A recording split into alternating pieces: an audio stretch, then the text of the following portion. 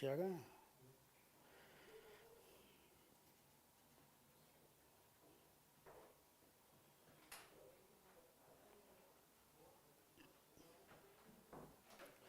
नमस्कार भाई लोग, स्वागत है सबका। कैसे हो आप लोग? संदीप, साहू, श्वेता, शशि, नीतीश, ठीक, खान, दीक्षित, सूरज, संदीप, जतिन, चलो सारे लोग जल्दी जल्दी से आ जाओ। बताओ कैसे हो आप लोग? ठीक ठाक हो? काफी दिन पर हम लोग मिल रहे हैं। ठीक, छुट्टियां कैसी रही तुम लोगों की?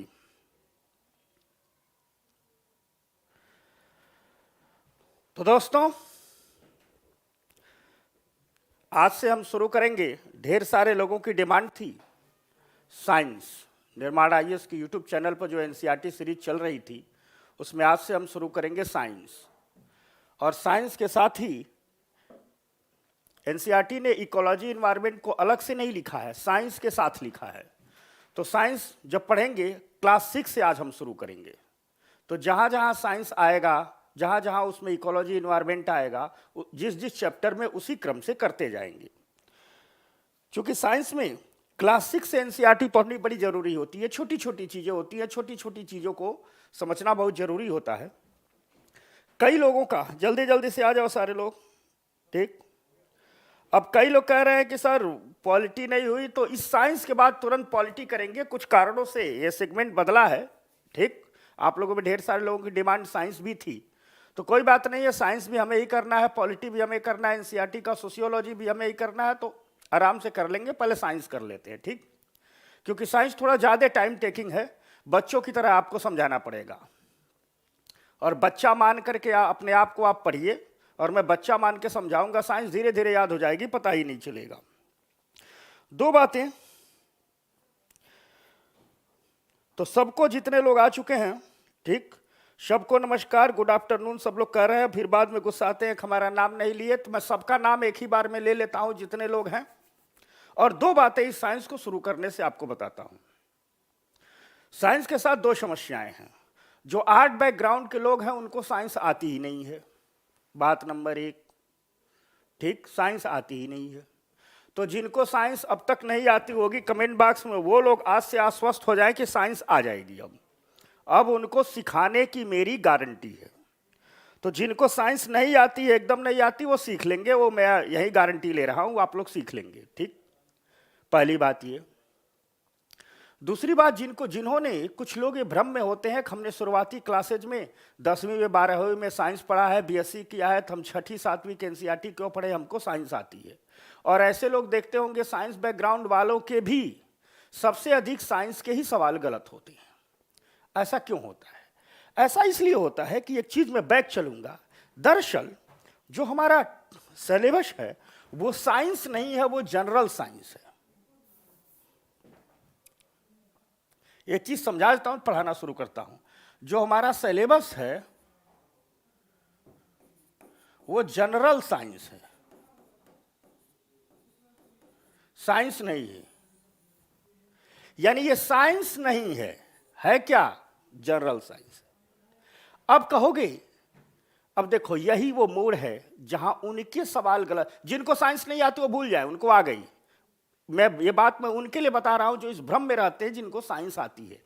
दरअसल ये सही है कि उनको साइंस आती है, क्योंकि उन्होंने बीएससी में पढ़ा हुआ है, हाई स्कूल में पढ़ा हुआ है, 12वीं में पढ़ा हुआ है, लेकिन उन्होंने साइंस पढ़ा है।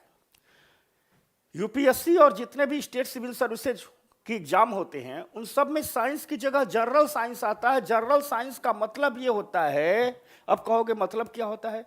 जनरल साइंस का मतलब होता है साइंस का एप्लीकेशन पार्ट, साइंस की उपयोगी चीजें।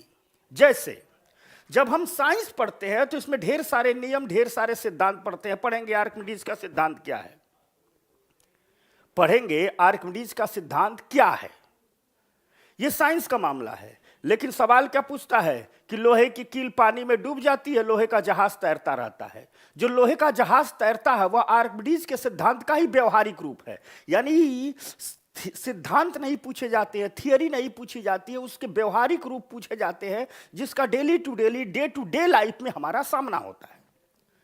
ठीक। और जब हम स्कूलों में पढ़ते हैं तो इस पक्ष को हम इग्नोर करके पढ़ते हैं। तो याद रखना, जो लोग साइंस आती हो वे भी ये मान लें कि नए सिरे से पढ़ने जा रहे हैं, एक भी सवाल नहीं छूटेगा। और जिनको साइंस नहीं आती है उनको तो मैं सिखा ही दूंगा। दो बातें क्लियर हो गई। एक बात और मैं सीधे सीधे क्लियर कर दे रहा हूं, ठीक। सवाल तो जनरल साइंस के एनसीईआरटी से ही आते हैं, उसके बाहर नहीं आते हैं। जनरल साइंस एक ऐसा टॉपिक है जिसमें सिर्फ आपको एनसीईआरटी पढ़ने की जरूरत है और कुछ नहीं पढ़ने की जरूरत है। आज तक एक सवाल किसी एग्जाम में एनसीईआरटी के बाहर नहीं आए हैं, पहली बात। और अगर साइंस छूट गया तो ये ऐसा सेक्शन है जिसे कवर करना सबसे आसान है, क्योंकि पॉलिटी है तो एनसीईआरटी से भी आता है, कुछ स्टैंडर्ड किताबों से भी आता है, इकोनॉमी है एनसीईआरटी से भी आता है, किताबों से भी आता है, करंट अपडेट भी आता है। यहां नहीं है, यहां जो करंट का मामला और टेक्नोलॉजी का मामला, टेक का मामला, उसको अलग से हम पढ़ेंगे। जनरल साइंस जो भी आता है 6ठी से 10वीं तक की एनसीईआरटी से आता है, और 12वीं की एनसीईआरटी में 4 चैप्टर हैं जो इकोलॉजी इन्वायरमेंट है, उनसे आता है। इन पर आपको लाइन टू लाइन कमांड करनी होगी, साइंस के एक भी सवाल नहीं छूटेंगे, ठीक। अगली बात यह है दोस्तों, समझना, यहां जब हम पढ़ेंगे तो साइंस में हम क्या करते हैं, बड़ी जल्दी में रहते हैं। तो हम देखो 6 से आज शुरू करेंगे, 6ठी की एनसीईआरटी से बात शुरू करेंगे। अब देखो फिर 7वीं आएंगे, 8वीं आएंगे, 9वीं आएंगे, 10वीं आएंगे, 11वीं 12वीं आएंगे। करना यह है कि जहां जो टॉपिक दिया हुआ हो सिर्फ उसी को बच्चे की तरह इजीली एक एक फैक्ट में आपको समझाऊंगा समझाते हुए। जैसे मान लो एक टॉपिक होता है फैट, वसा। अब इसमें 4 चीजें हैं। फैट सिंपली क्या करता है, कहां से प्राप्त होता है, 2-4 सोर्स। 6ठी की एनसीईआरटी में सिर्फ इतनी बातें लिखी गई हैं फैट के बारे में। वहीं 7वीं की एनसीईआरटी में लिखी गई है फैट कितने प्रकार के हैं, तो 2 प्रकार के होते हैं, प्लांट फैट, एनिमल फैट। यानी यहां फैट का प्रकार दिया गया है। 8वीं की एनसीईआरटी में फैट के प्रकारों के बाद एक नया फैट आ गया है, ट्रांस फैट, यहां इसका जिक्र किया गया है। 10वीं की एनसीईआरटी में फैट में ही एक आ गया है कार्सिनोजन, इसका यहां जिक्र किया गया है। हम लोग गलती क्या करते हैं, पूरा फैट एक ही जगह पढ़ने लगते हैं। तो हम यहां इस गलती को नहीं करेंगे। जब हमको सीक्वेंस से चैप्टर वाइज एनसीईआरटी पढ़नी है तो जिस चैप्टर में जितनी भी बात लिखी गई है उस पर उतना ही जिक्र हमें करना है। जैसे हम 6ठी की एनसीईआरटी में चैप्टर पढ़ाएंगे सिर्फ फैट क्या है, काम क्या करता है बताएंगे। 7वीं आएंगे दोनों प्रकार बताएंगे, 8वीं में आएंगे तो नई चीज बताएंगे, 10वीं में आएंगे तो नई चीज बताएंगे। तो बस एक गलती जो अक्सर विद्यार्थी करता है कि एक ही बार में सब कुछ जानने लगता है। 15-20 दिन की बात है, आराम आराम से रोज 1-1 घंटा पढ़ेंगे। और मैं आपको अंतिम बार कह रहा हूं कि साइंस से एक भी सवाल गलत नहीं होगा आपका अब आने वाले किसी भी एग्जाम में। बस आपको डेली इस क्लास में लाइव आना है, 1 घंटा आराम से पढ़ना है, ठीक। और जो लोग नहीं आते हैं बाद में देख लें। लाइव आने पर जोर इसलिए होता है ताकि जो बात ना समझ में आए वो आप तुरंत पूछ सकें, ठीक।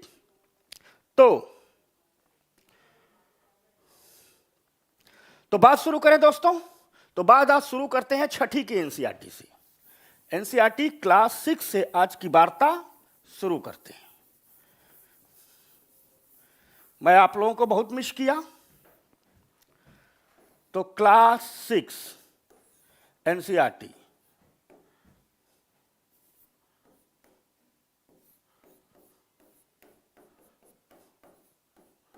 यहां से बात शुरू करते हैं चैप्टर से।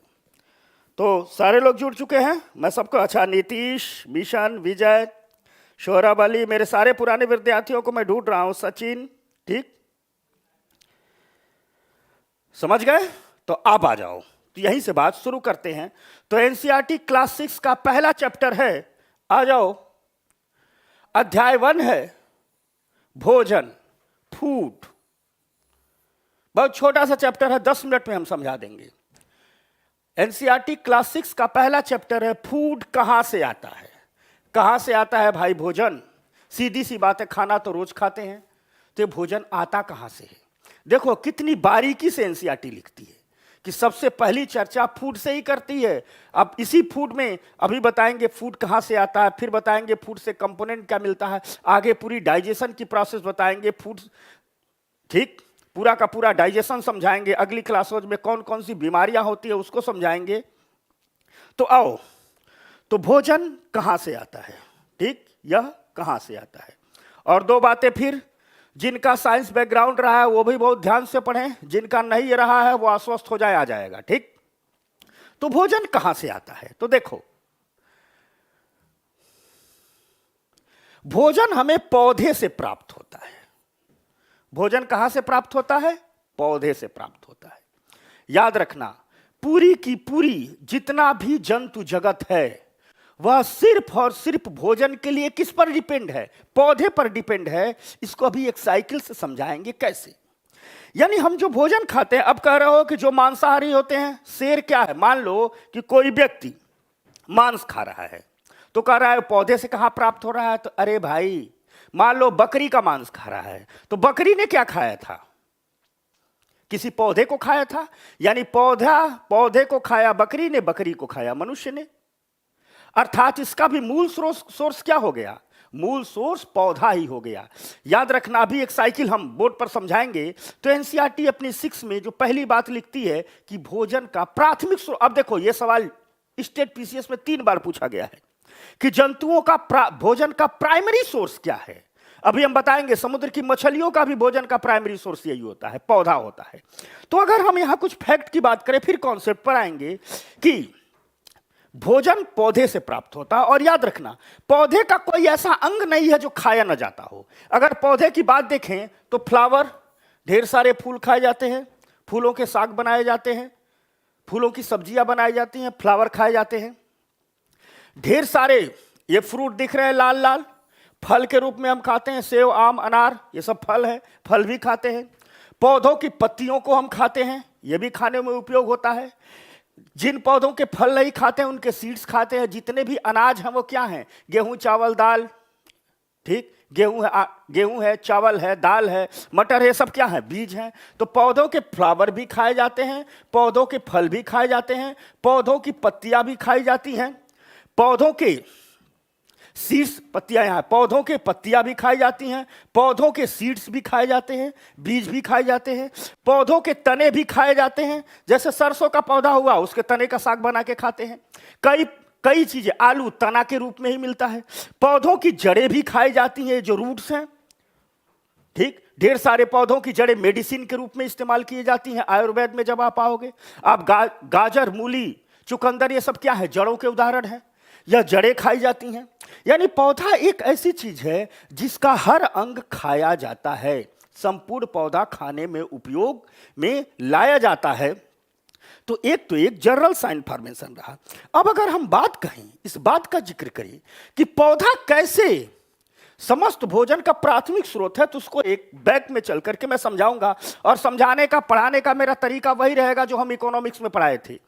एनसीईआरटी को लाइन टू लाइन, पहले बैक में जाकर के जैसे हम समझाते थे समझाएंगे, और फिर उसको लाइन टू लाइन स्क्रीन पर दिखाएंगे। जैसे ये चित्र एनसीईआरटी के पेज पर ही बना हुआ है, समझ में आ गया मत। इस चित्र को हमने यहां समझा, बैक में जा रहे हैं। देखो, अगर हम बात करें दो चीज, सपोज दैट यह स्थल है और जल, पूरी पृथ्वी में दो ही चीज है, स्थल और जल। तो अगर हम स्थल की बात करें तो देखो, ये पौधा है, ये पौधे की पत्तियां हैं, पत्तियां, ठीक। ये फोटोसिंथेसिस करती हैं,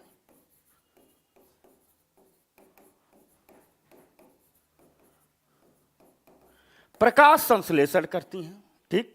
ये फोटोसिंथेसिस करती हैं, और फोटोसिंथेसिस से ही यह फूड का निर्माण करती हैं, भोजन का निर्माण करती हैं।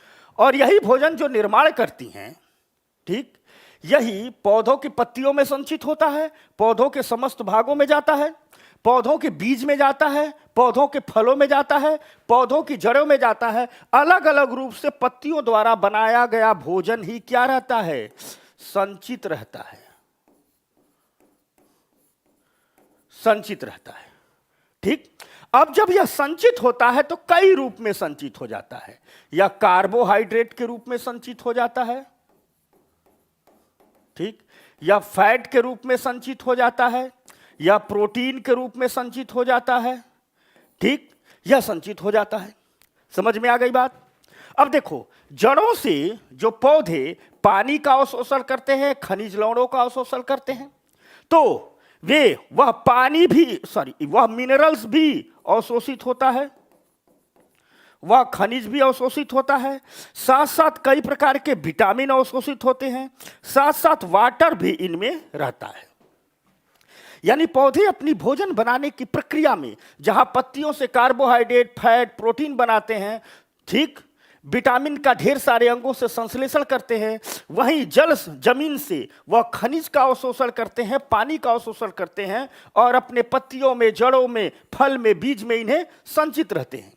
जब हम पौधे के विभिन्न भागों को खाते हैं तो इन्हें ही खाते हैं और यह हमारे शरीर में जाते हैं और पुनः शुरू होती है शरीर में डाइजेशन की प्रक्रिया। और डाइजेशन की प्रक्रिया हम आगे समझाएंगे आपको, कुछ और कुछ नहीं है, इन्हीं का मूल कंपोनेंट में टूट जाना ही पाचन कहलाता है। यानी यही कार्बोहाइड्रेट टूटेगा ग्लूकोज में, फैट टूटेगा ग्लूकोज में, प्रोटीन टूटेगा अमीनो एसिड में, मिनरल्स बड़े बड़े मॉलिक्यूल रहते हैं, छोटे छोटे हो जाएंगे, विटामिन कई मॉलिक्यूल एक साथ में जुड़े होते हैं, सिंगल हो जाते हैं, पानी में अवशोषित हो जाते हैं, शरीर के विभिन्न अंगों तक पहुंचा दिए जाते हैं। समझ में आ गई बात? क्लियर हो गया? इसी को हमें विस्तार से बताना है, एक एक चीज अभी, ठीक। अब अर्थात बेसिक सोर्स क्या हो गया? पौधा। तो मान लो इसीलिए कई भागों में बांटा जाता है, कोई सीधे पौधे खाता है, ऐसे खाता है। अब मान लो कोई व्यक्ति पौधा नहीं खा रहा है, तो जैसे मान लो अब जंगल की बात करते हैं, इतना हुआ, इसको हिरन खा जाएगा? हिरन खा गया? हिरन को कौन खा गया? शेर, राजा खा गया। तो यानी शेर में भी जो भोजन आया बेसिक रूप से कहां आया? यहीं से आया, एक श्रृंखला जुड़ गई, हिरन बीच में आ गया। अर्थात मनुष्य का नहीं, जंतुओं का भी, कोई भी जंतु है अगर शाकाहारी होगा, मान लो हिरन है तो उसके सोर्स क्या हो गया? भोजन का पौधा हो गया। अगर शेर है तो उसका भी सोर्स क्या हो गया? पौधा भी हो गया। तो स्थल पर जितने भी जीव हैं, इसीलिए कहा जाता है पौधों को क्या कहा जाता है? प्राथमिक उत्पादक। ठीक, उत्पादक क्यों कहा जाता है? पौधा ही फोटोसिंथेसिस की प्रक्रिया से भोजन को बना रहा है।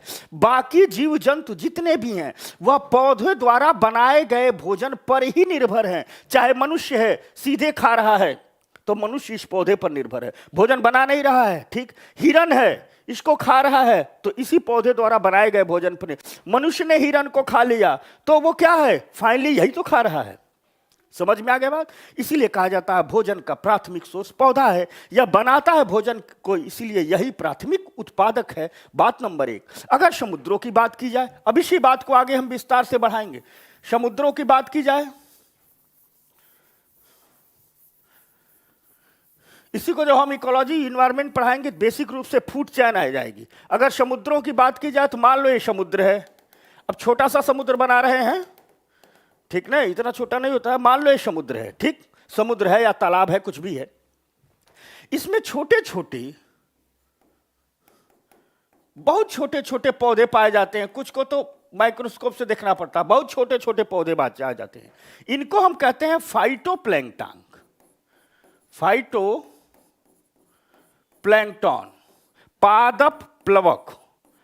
पादप प्लवक या जो फाइटोप्लैंक्टन होते हैं, ठीक, या छोटे छोटे पौधे हैं। अब यह फाइटोप्लैंक्टन पूरी की पूरी समुद्र की दिनचर्या इन्हीं से चलती है। यह करते हैं फोटोसिंथेसिस। फोटोसिंथेसिस कर रहे हैं, प्रकाश संश्लेषण कर रहे हैं, और प्रकाश संश्लेषण से यह फाइटोप्लैंक्टन फूड बना रहे हैं, भोजन बना रहे हैं। अब इन्हें समुद्र के बहुत छोटे छोटे जीव होते हैं, जैसे मान लो वो इन्हें खाते हैं। समुद्र के इन जीवों को कहते हैं जूप्लैंक्टन। बहुत विस्तार से आएंगे सब बातें, इकोलॉजी इन्वायरमेंट पढ़ाएंगे। जूप्लैंक्टन तो इन देखो छोटे पौधों को छोटे जीव खा लिए, अब इन्हें थोड़े बड़े जीव खाते हैं, अब इन्हें बड़ी बड़ी मछलियां खाती हैं, इन्हें और बड़ी मछलियां व्हेल, शार्क इत्यादि खाती हैं। यानी समुद्र का भी जीवन ऐसे ही चलता है। यानी समुद्र में भी, समुद्री सिस्टम में भी प्राथमिक भोजन बनाने की जिम्मेदारी किसकी है? इन पौधों की ही है। हम सी फूड्स खाते हैं, ढेर प्रकार के शैवाल, सी फूड्स आता है तो सी फूड्स में क्या होता है? ढेर प्रकार के शैवाल खाते हैं। शैवाल क्या है? यह पौधे भी हैं। ढेर सारे प्रकार के जंतु खाते हैं, तो जंतु भी भोजन कहां से प्राप्त किया? इन पौधे से भी प्राप्त किया। अर्थात भोजन के प्राथमिक स्रोत चाहे स्थल हो या जल हो, वो कौन हो गया? पौधा हो जाता है। समझ में बात आई? कौन हो गया? पौधा हो गया। इसी बात को हम समझा रहे थे। अब आओ देखते हैं एनसीईआरटी क्या कहती है। तो एनसीईआरटी कहती है भोजन पौधे से प्राप्त होता है। कैसे कैसे प्राप्त हो गया ये आप लोगों ने समझ लिया, पहले चैप्टर में ये बातें हैं। दूसरी बात अगर देखा जाए,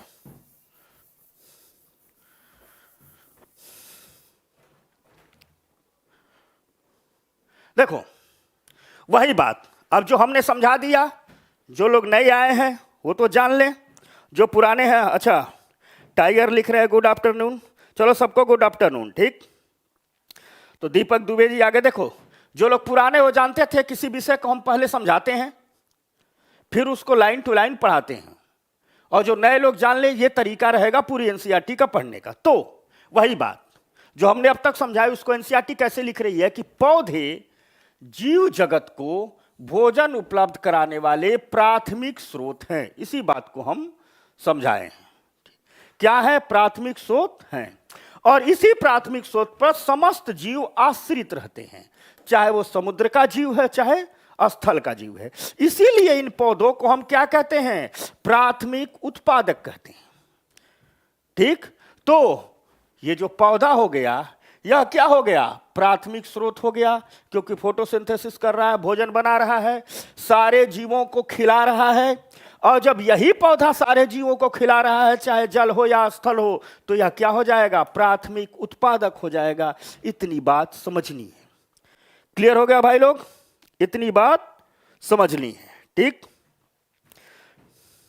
ठीक, समझ गए भाई लोग? समझ में आ रही बात ना? एकदम बहुत इजीली लेना, बहुत खेल खेल में साइंस हम सिखाएंगे। इस क्लास का नाम रहेगा खेल खेल में साइंस सीखना। समझ गए ना? तो जैसे इकोनॉमी में खेलते कूदते भी रहते थे, आपस में बात भी करते रहते थे, लड़ते झगड़ते भी रहते थे और पढ़ते भी रहते थे, तो इसमें भी साइंस है तो बहुत बड़ा तोप नहीं है सर पर उठा लेना है। समझ गए? ऐसे ही खेलते रहो, आपस में लड़ते झगड़ते भी रहो, बातें भी करते रहो। ध्यान यहाँ रखो, आपके दिमाग में चीजों को जगह स्थापित कर देना मेरी जिम्मेदारी है। सिर्फ आप रहो, मैं स्थापित कर दूंगा। समझ में आ गई बात ना? तो आप लोग खेलते कूदते रहो। ठीक ठीक, दिव्या सिंह कह रही हैं अभी आई है, कौन सा टॉपिक है? तो एनसीईआरटी क्लास 6 साइंस का ये पहला चैप्टर है। तो पहले चैप्टर में जो इतनी बातें थी वो हमने आपको समझा दिया कि कैसे पौधे जीव जगत को भोजन उपलब्ध कराने के प्राथमिक स्रोत हैं, कैसे आश्रित रहते हैं, इसलिए इन्हें प्राथमिक उत्पादक कहते हैं। अब आगे बढ़ते हैं।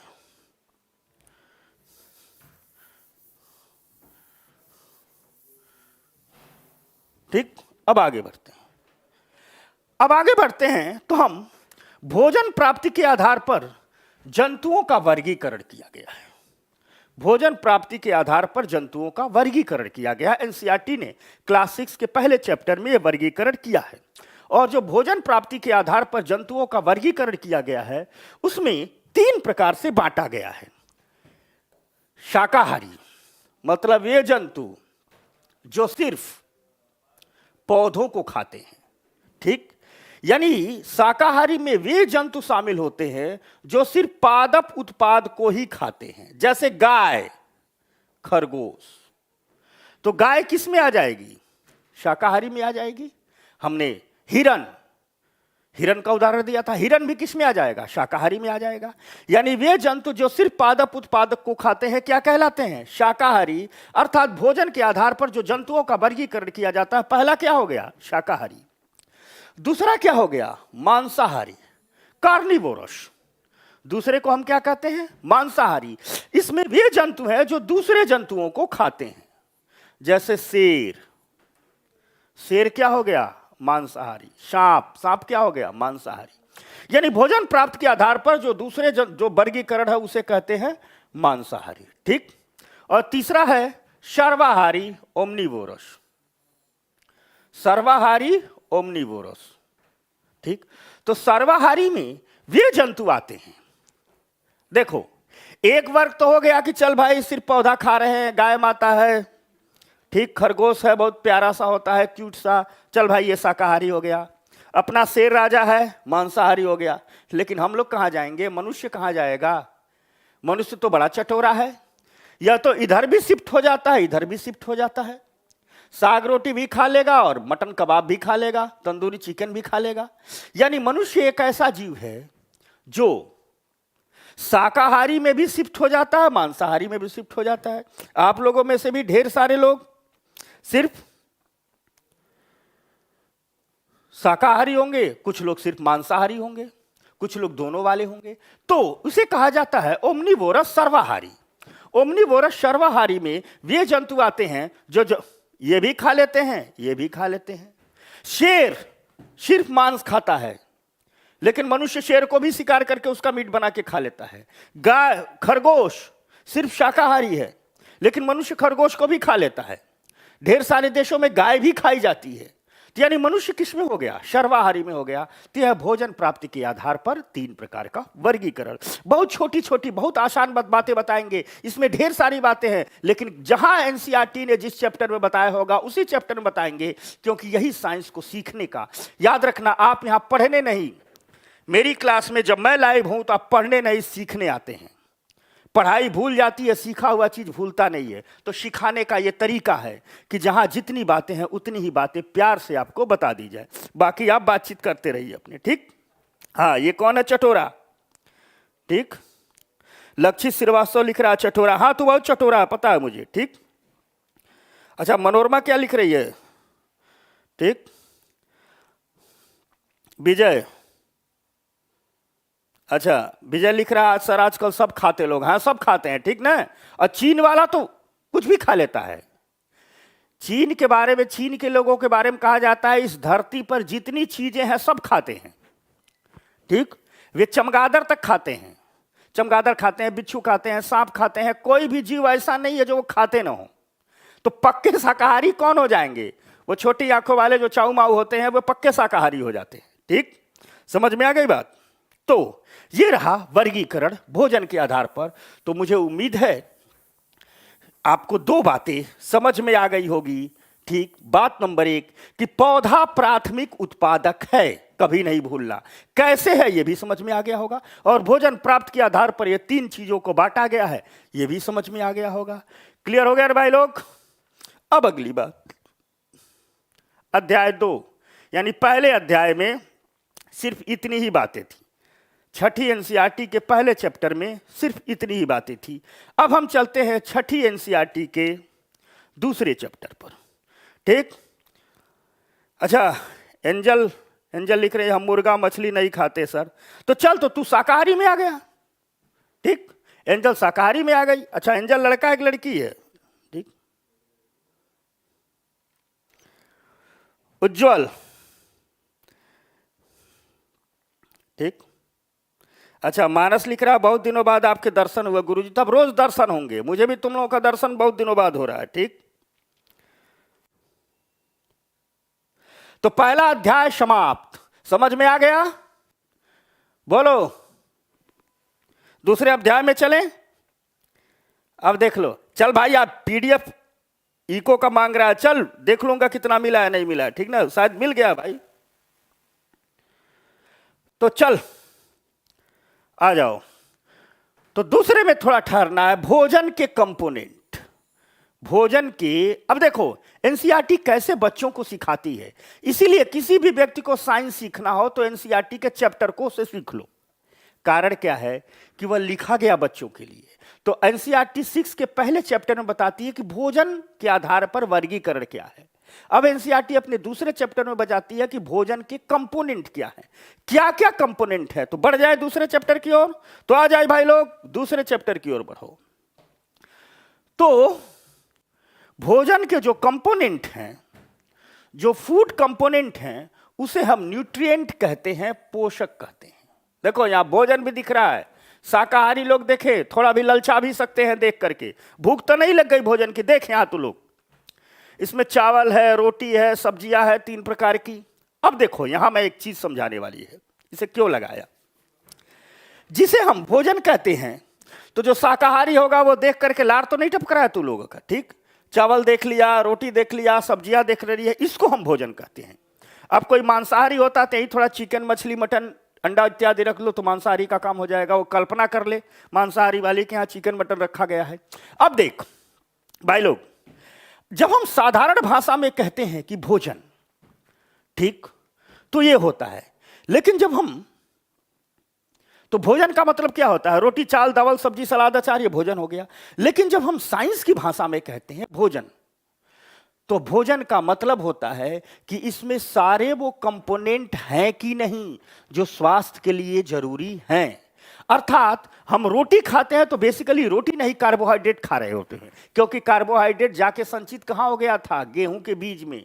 उसके पीस करके आटा बनाए खाएं, अब वही डाइजेस्ट होकर के हमारे शरीर में जाएगा। समझ में आ गई बात? तो साधारण अर्थों में जिसे भोजन करते हैं उसमें देखा जाता है कि भोजन के कंपोनेंट है कि नहीं। तो साइंस की भाषा में जो भोजन है उसको कहा जाता है कि अगर किसी में carbohydrate, protein, fat, vitamin, minerals, ये सब सारे क्या है, अगर मिलते हैं तो क्या है? भोजन के कंपोनेंट हैं, भोजन के मुख्य पोषक तत्व हैं। अब देखो, अभी आगे हम बांटेंगे कि यह भोजन के क्या है? मुख्य पोषक तत्व हैं। अर्थात आप खाना खा रहे हो तो क्या खा रहे हो? Carbohydrate, protein, fat, vitamin, minerals ले रहे हो। ठीक, तो अगर बात किया जाए कि मुख्य पोषक तत्व कौन कौन से हैं, तो क्या हो जाएगा? Carbohydrate, protein, fat, vitamin, minerals, ये पोषक तत्व होते हैं। अभी इनको बांटेंगे। अब अगर आगे बात करें, इसके अलावा फाइबर और वाटर को भी हमारे शरीर के लिए जरूरी होते हैं। अब एक चीज बैक में आकर के हम पूरी बात को समझाते हैं। एक परिचय तो करा लिए, अब आओ बैक में चलते हैं।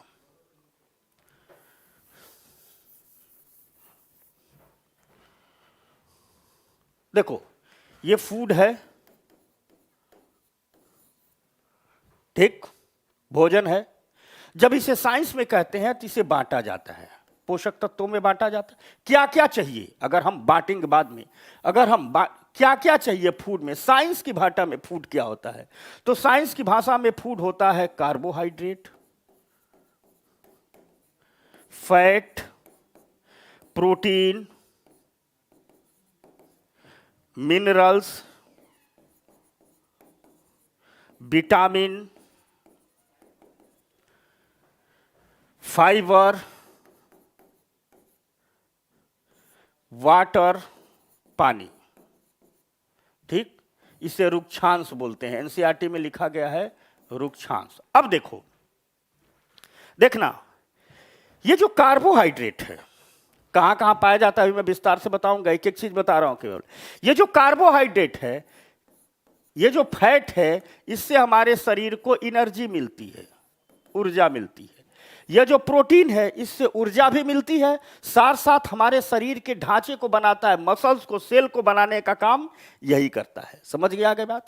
यह प्रोटीन और फैट अच्छी तरह से काम करे, शरीर स्वस्थ रहे, उसके लिए मिनरल और विटामिन की जरूरत होती है। आगे हम बताएंगे कौन सा मिनरल क्या करता है। ठीक, यानी शरीर को ऊर्जा देती है, चलाता कौन है? मान लो शरीर एक गाड़ी है, तो उस गाड़ी में पेट्रोल का काम कौन करता है? यह कार्बोहाइड्रेट और फैट।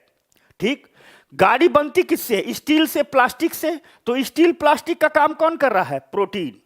ठीक, साथ साथ यह गाड़ी सही तरीके से चले, उसके लिए यह इंजन सही तरीके से काम करे, ठीक, उसके लिए क्या चाहिए? मिनरल और विटामिन। ठीक, तो ये चीजें हमारे, इसीलिए इनको कहा जाता है भोजन के कंपोनेंट, पोषक तत्व। इनसे कुछ न कुछ हमारे शरीर को मिलता है। लेकिन ये जो दो चीजें हैं, इन्हें पोषक तत्वों में शामिल नहीं किया जाता है, फाइबर और वाटर। कहोगे क्यों? इसलिए नहीं किया जाता है कि ये जो फाइबर होता है, इससे हमारे शरीर को कुछ मिलता नहीं है। तो आप कहोगे फिर जरूरी क्यों है? यह जरूरी इसलिए है कि देखो, हम भोजन लेते हैं और यही हमारे शरीर में भोजन जाकर के डाइजेशन होता है,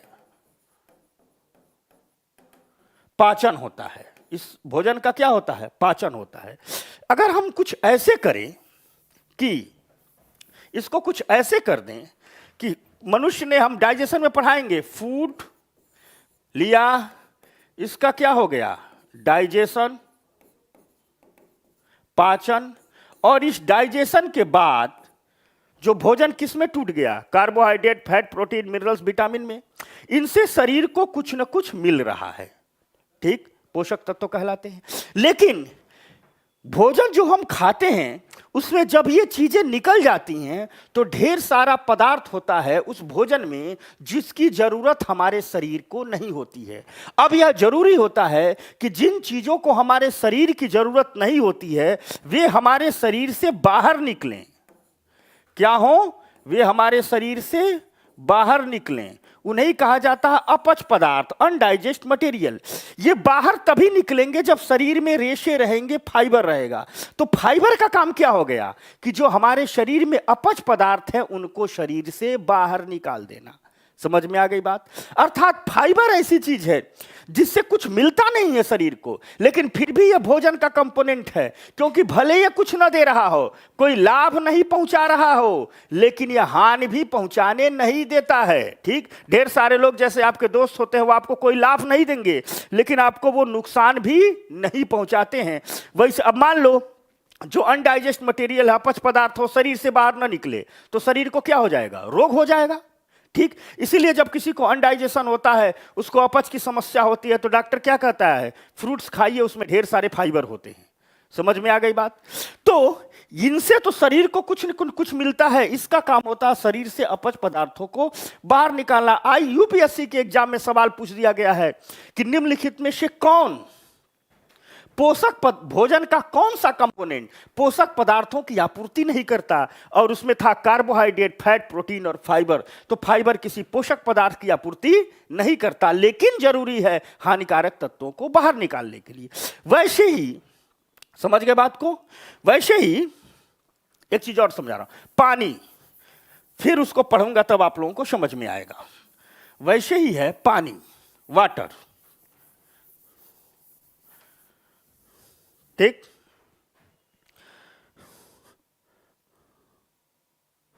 वैसे ही है पानी। पानी का रोल क्या होता है देखना। चलो एक चित्र बना के समझाता हूं। मान लो ये कोई मनुष्य है, इसका मुख हो गया। अब ये मनुष्य नहीं है, मैं हल्का सा ग्राफ समझा रहा हूं। ये उसका स्टमक होता है, ये उसका पैंक्रियाज होता है, यहां का आकर के छोटी आंत शुरू होती है, ऐसे ही यहां उसका लीवर होता है। ठीक, यहां से पाइप होती है, यह डुडोनियम होता है, ऐसे होता है। ठीक, यह डुडोनियम होता है। भोजन यहां खाया, दांत बना दे रहा हूं, फूड मान लो यहां आता है, दांतों ने चबा चबा करके छोटा कर दिया, यहां से यहां आता है। ये डाइजेशन में समझाएंगे। प्रोटीन का कुछ पाचन यहां होता है, कुछ एंजाइम यहां से निकलते हैं, यहां गिरते हैं, कुछ यहां से निकलते हैं, यहां गिरते हैं, और यहां भोजन पहुंच गया है, छोटे छोटे टुकड़ों में टूटता है, फिर वो यहां आकर आता है और छोटे छोटे टुकड़ों में टूटता है, ढेर सारे एंजाइम रिएक्शन करते हैं, जाता है, फाइनली यहां आकर के छोटी आंत में आकर के यह भोजन डाइजेस्ट हो जाता है, अपने पोषक पदार्थों में टूट जाता है। यानी भोजन में जो प्रोटीन, कार्बोहाइड्रेट, विटामिन, ये सारे थे, सारे क्या हो गए? टूट जाता है। अब यहीं से पानी का रोल शुरू होता है। पानी क्या करता है, समझना बात को। पानी क्या करता है कि देखो, यहां प्रोटीन हो गया, carbohydrate, fat, glucose, amino acid, vitamin, mineral सब हो गया। ये पानी में, ये पानी इन्हें क्या कर देता है? घोल लेता है अपने में। यानी ये पानी में घुल जाते हैं, पानी में घुल गए। अब समझना, जब ये पानी में घुल जाते हैं तो यह होती है हमारी छोटी आंत, ऐसे डबल लेयर की, यह डबल लेयर की होती है। तो यह छोटी आंत पानी में सारे घुल गए, तो ये पानी के थ्रू अवशोषित हो जाते हैं। यानी पानी अवशोषित होकर के कहां आ गया? इसमें आ गया। समझ में आ गई बात? और इसमें ब्लड दौड़ रहा था, और पानी किस में मिल गया? ब्लड में मिल गया।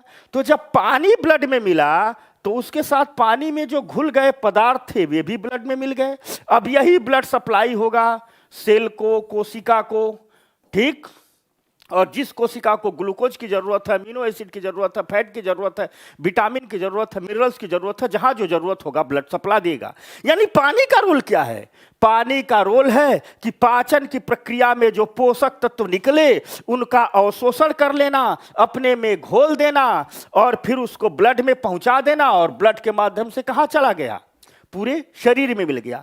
यानी जहां अन्य पोषक तत्व कुछ ना कुछ शरीर को देते थे, वहीं फाइबर और वाटर शरीर को कुछ दे नहीं रहे हैं। लेकिन रोल क्या है? जहां फाइबर का रोल है कि जो अनडाइजेस्ट मटेरियल है शरीर से बाहर निकालना, वहीं इस वाटर का रोल है डाइजेशन की प्रक्रिया में जो शरीर को लाभदायक पदार्थ मिले हैं उनको अंतिम में अवशोषित करके ब्लड में मिला देना और सेल्स तक पहुंचा देना ताकि उनका उपयोग हो जाए। ये पानी का रोल है। समझ में आ गया बात लोग? ठीक, क्लियर हो गया? ठीक। अच्छा, अनन्या पंडित लिख रहे हैं कितने बजे से स्टार्ट होती है? 12:30 से ये क्लास स्टार्ट होती है। ठीक, आज से साइंस स्टार्ट हुई है, रेगुलर चलेगी संडे छोड़ करके। ठीक, जब तक साइंस खत्म नहीं होती है, साइंस में ही इकोलॉजी इन्वायरमेंट भी चलेगी, जहां जो टॉपिक होगा। तो साइंस और इकोलॉजी इन्वायरमेंट की ये क्लासेज रेगुलर चलेगी। आज आपको थोड़ा थोड़ा बेसिक बता रहे हैं, तो कुछ लोगों को लगता होगा कि नहीं बहुत हल्की चीजें हैं, कठिन चीजें भी आएंगी, बस थोड़ी थोड़ी बात। छठी के एनसीईआरटी का दूसरा चैप्टर, तो ये बात आप लोग समझ गए। ठीक, कि पानी और फाइबर का रोल क्या है। तो आइए इधर देखते हैं। अब वही हम बता रहे हैं कि फूड कंपोनेंट को हम क्या कहते हैं? पोषक तत्व कहते हैं। इसमें क्या है? Carbohydrate, protein, fat, vitamin, minerals, ये हैं। आगे बढ़ते हैं।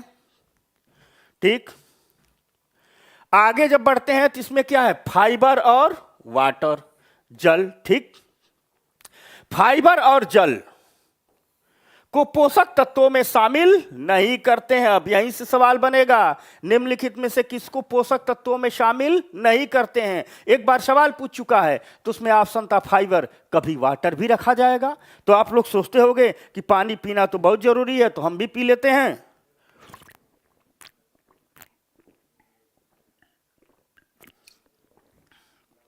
ठीक, तो एक बार फाइबर पूछ चुका है, भविष्य में पूछ देगा वाटर। तो वाटर को पोषक तत्वों में और फाइबर को नहीं रखा जाता। ठीक, क्योंकि इनसे कोई पोषक तत्व प्राप्त नहीं होता है। यह मैं लाइन टू लाइन आपको एनसीईआरटी पढ़ा रहा हूं, जो अपने समझाना होता है बैक में जाकर समझाता हूं। ठीक, तो यह वाटर क्या करता है भैया? तो यह वाटर पाचन के बाद भोजन में उपस्थित जो पोषक तत्व है उनको अवशोषित करता है, एब्जॉर्ब करता है। कैसे अवशोषित करता है आप समझ में गए। वहीं फाइबर का रोल क्या है? कि यह बिना पचे भोजन को शरीर से बाहर निकालता है। क्या करता है? बिना पचे भोजन को शरीर से बाहर निकालता है। क्लियर हो गया? क्लियर हो गया भाई लोग? बोल भाई जल्दी से, जतिन बोल, रानी शैनी, जस्मीन, बोलो भाई लोग। ठीक, आज कमला हैरिस नहीं दिख रही है भाई। कमला हैरिस, डोनाल्ड ट्रंप, ये सब कहां चले गए? पूनम, कमला हैरिस, डोनाल्ड ट्रंप, ढेर सारे लोग थे, कहां चले गए? तो चलो भाई लोग, मैं अपने पुराने विद्यार्थियों को खोजता रहता हूं। क्लियर हो गया? कोई समस्या यहां तक? ये सारी बातें क्लियर हो गई? ठीक, फाइबर वाटर सब क्लियर हो गया। तब आगे बढ़ते हैं।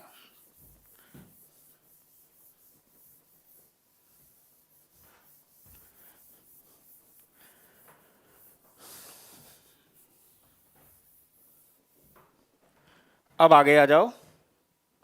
आगे क्या? अब देखो, इस न्यूट्रिएंट का विभाजन करते हैं। ठीक, जो हमारे पोषक तत्व थे, अब थोड़ी थोड़ी हम गहराई की ओर जा रहे हैं। देखना क्रम से, और इसी क्रम से रहो, अपना दिमाग मत लगाओ। ठीक, तो सारी चीजें क्लियर हो जाएगी। यानी पोषक तत्व कौन है आप लोग हमने समझ लिया। ठीक, तो कौन और कौन नहीं है ये भी समझ लिया। तो कौन नहीं है पोषक तत्व? तो फाइबर नहीं है, वाटर नहीं है, ये नहीं है, उसको याद रखना। समझ में आ गई बात ना? ये पूछता है कौन नहीं है। ठीक, अब जैसे मान लो अभी पिछला 2020 का यूपीपीसीएस का एग्जाम हुआ। कक्षा 7 की एनसीईआरटी के एक ही चैप्टर से 10 सवाल पूछ दिए गए थे। अब जो बहुत साइंस जानता होगा, भले वो बीटेक करके आया हो, कक्षा 7वीं के एनसीईआरटी ना ढंग से पढ़ा होगा उस चैप्टर को, तो एग्जाम फेल कर जाएगा, 4-5 क्वेश्चन कम हो जाएगा। समझ में आएगा बात ना? तो बहुत गौर से वही चीजें हम छाट छाट करके लाते हैं, 2-2 बार समझाते हैं, ताकि यही याद हो जाए। हम लोग इकोनॉमी में क्या कॉन्सेप्ट लेकर आए थे? यही चीजों को याद करना है। तो आपको सिर्फ मुझे रोज 1 से सवा घंटा देना है। घर में भी जाके साइंस नहीं पढ़ना, मैं यही याद कराऊंगा। घर में जाके अन्य चीजें पढ़ा करो। ठीक, समझ के मैं आ गए। अच्छा, डोनाल्ड ट्रंप आ गया, ठीक। भाई डोनाल्ड ट्रंप, मैं तेरा इंतजार कर रहा था, ठीक। ये कहा बे जतिन, क्या बोल रहा, नाजू फौजी तौजीव, मार खाएगा। अच्छा, किरण क्या लिख रही है? अच्छा, मनोरमा लिख रहे हैं हम नोट नहीं कर पा रहे, नोट करने की क्या जरूरत है, ठीक। जो स्क्रीन पर दिखता है स्क्रीनशॉट लो, नोट करने की क्या जरूरत है। जो मैं समझाता हूं उसे समझो, जो लिखा हुआ उसका स्क्रीनशॉट लो, और पीडीएफ तो मिलते ही आप लोगों को, अभी तुरंत क्लास के बाद पीडीएफ मिल जाएगी आपको 5 बजे पहले। चलो भाई लोग देखो, आजा इधर, ठीक। कमला हैरिस भी आ गई, दीपक। तो अब अगली बात पढ़ते हैं, ठीक। तो जो हमारे पोषक, जब हमने इतनी बातें समझाई, ठीक, कि ये चीजें हैं, आ जाओ बैक में चलते हैं। जब हमने फूड कंपोनेंट में इतनी बातें समझाई कि कार्बोहाइड्रेट,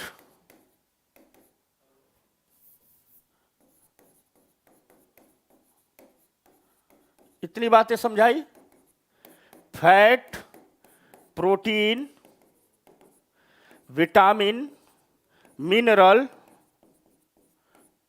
ठीक, वाटर और फाइबर तो है ही नहीं, तो हमें पोषक तत्व तो कौन मिल गए? इतने मिल गए। समझ में आ गई बात? क्लियर हो गया भाई? वाटर और फाइबर पोषक तत्व तो है ही नहीं, तो अगर कहे पोषक तत्व तो है तो इतने मिल गए। अब इनमें से कुछ की शरीर को बहुत ज्यादा मात्रा में जरूरत होती है। इनको, इनमें से जैसे इतने को कार्बोहाइड्रेट की, फैट की, प्रोटीन की बहुत ज्यादा मात्रा में जरूरत होती है। इन्हीं को कहते हैं मैक्रोन्यूट्रिएंट,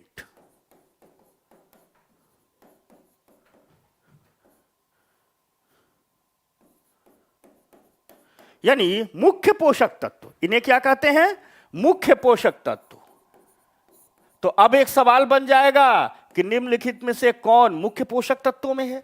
वाटर और फाइबर तो निकल गए, बचे ये, इन सबको क्या कहते हैं? पोषक तत्व। तो इनमें से देखते हैं, तो देखो इनकी जरूरत ज्यादा पड़ती है, तो इसीलिए इनको हम कहते हैं माइक्रोन्यूट्रिएंट, मुख्य पोषक तत्व। वहीं शरीर को विटामिन और मिनरल की जरूरत होती है, लेकिन सूक्ष्म मात्रा में होती है, सूक्ष्म मात्रा में होती है, कम मात्रा में होती है, इसलिए इसे हम कहते हैं सूक्ष्म पोषक तत्व, माइक्रोन्यूट्रिएंट।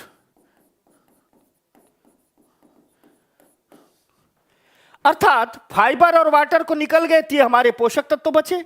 तो इस पोषक तत्वों में 3 की ज्यादा जरूरत तो मुख्य पोषक तत्व, और 2 की कम जरूरत तो सूक्ष्म पोषक तत्व। तो हम कह सकते हैं ना, पोषक तत्वों को 2 भाग में बांट देते हैं, मुख्य पोषक तत्व और सूक्ष्म पोषक तत्व। तो आ जाओ, तो हम यही तो बात कर रहे हैं, न्यूट्रिएंट का हम विभाजन करते हैं, मैक्रो, मुख्य पोषक तत्व, माइक्रोन्यूट्रिएंट, और दूसरा है माइक्रोन्यूट्रिएंट।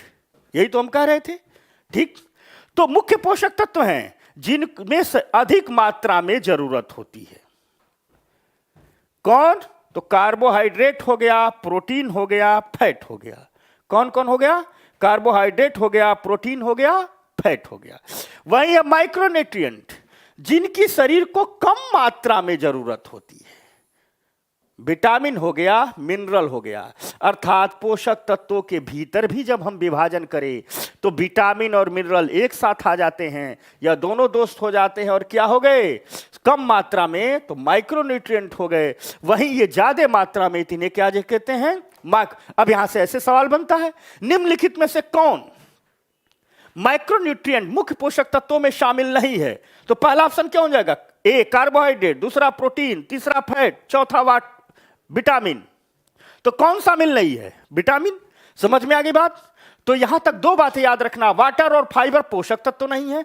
ये जो पोषक तत्व हैं, इसमें माइक्रोन्यूट्रिएंट में 3 शामिल हो गए, और सूक्ष्म पोषक तत्व माइक्रो में 2 शामिल हो गए। क्लियर हो गया भाई लोग? क्लियर हो गया? ठीक, चल बात, शाबाश, ठीक। अब आगे आ जाओ, चल सही लिखता है तू लोग तो अब डॉक्टर बन जाएगा।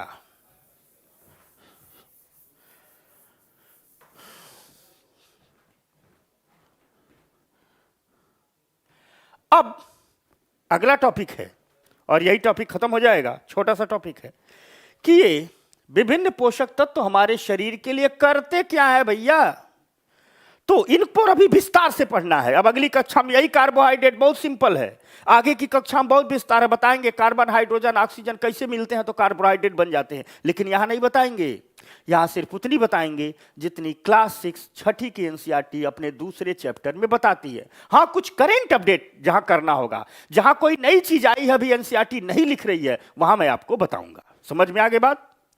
तो जिस चैप्टर में जितनी बातें हैं उतना ही बताऊंगा। हाँ, कुछ नई चीजें आई हैं, मान लो एनसीईआरटी छपे 3 साल हो गए, कुछ नई चीजें आई हैं तो उसको मैं आपको अपडेट जरूर करूंगा। ठीक, तो ऐसी बात नहीं है कि हम यहां जो कार्बोहाइड्रेट पर जिक्र करेंगे सिर्फ उतना ही कार्बोहाइड्रेट है, और भी है, लेकिन सिर्फ उतनी ही। और यही साइंस पढ़ने का तरीका है, बार बार। अब कई लोग आएंगे कहेंगे कार्बोहाइड्रेट में ढेर सारी बातें बताइए, नहीं, तो यही कार्बोहाइड्रेट अभी 6वीं में भी है, 7वीं में भी आएगा, 10वीं के एनसीईआरटी में आएगा, 12वीं में भी आएगा। समझ गए ना बात? तो आ जाओ, तो विभिन्न पोषक तत्वों में मिल गया कौन भाई लोग? कार्बोहाइड्रेट। करता क्या है? इससे शरीर को ऊर्जा मिलती है। इससे शरीर को क्या मिलती है? ऊर्जा मिलती है। ठीक, कैसे मिलती है? देखो कैसे मिलती है। कार्बोहाइड्रेट और फैट, एक मैं ऐसे देख के बताता हूं, ऐसे कंकाल टाइप का मनुष्य बनाता हूं। देखो ऐसे हमने बताया था ना, दिख रहा है ना? देखो ऐसे, एक सेकंड, कैसे ऊर्जा मिलती है। ये स्टमक है, वही ये पैंक्रियाज है, ये स्मॉल इंटेस्टाइन है, लीवर हो गया। अब देखो होता क्या है, यह डबल लेयर है।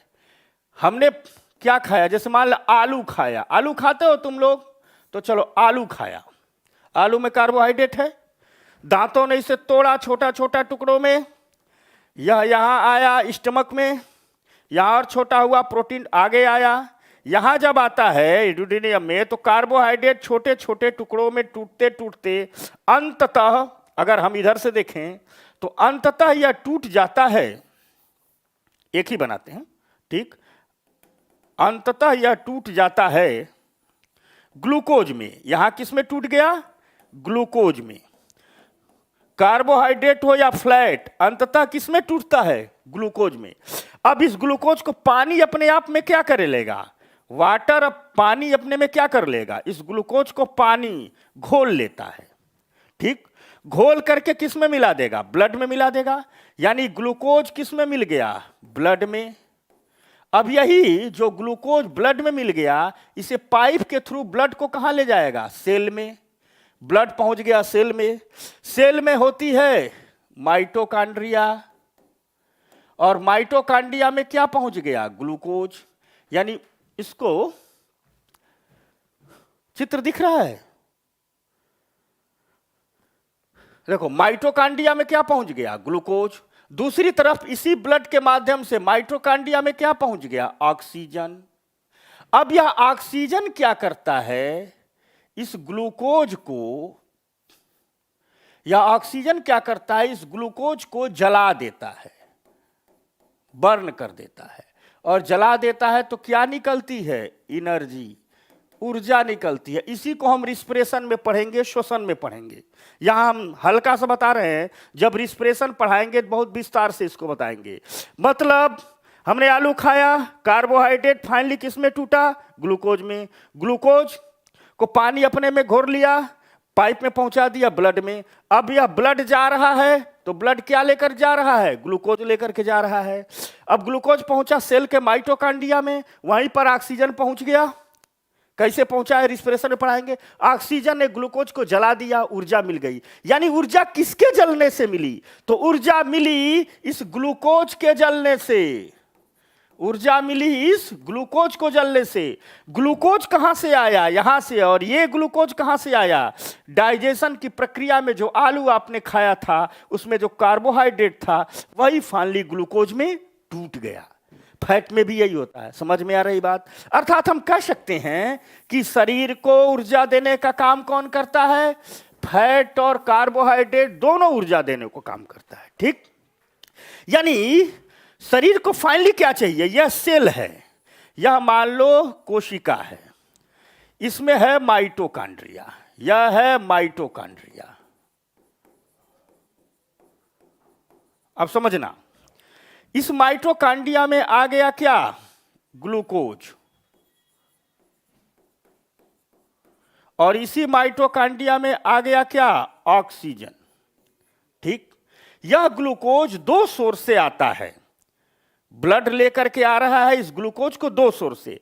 जब हमारे भोजन में या कोई ऐसा तत्व खाएं जिसमें क्या हो, कार्बोहाइड्रेट हो, या हम कोई ऐसा तत्व खाएं जिसमें क्या हो, फैट हो, अर्थात फैट और कार्बोहाइड्रेट डाइजेशन की प्रक्रिया से गुजरते हैं तो क्या बनाते हैं, ग्लूकोज बनाते हैं। और यही ग्लूकोज कहां चला गया, सेल में, माइटोकांड्रिया में। ऑक्सीजन ने इस ग्लूकोज को बर्न कर दिया, जला दिया, और निकल के आ गई एनर्जी।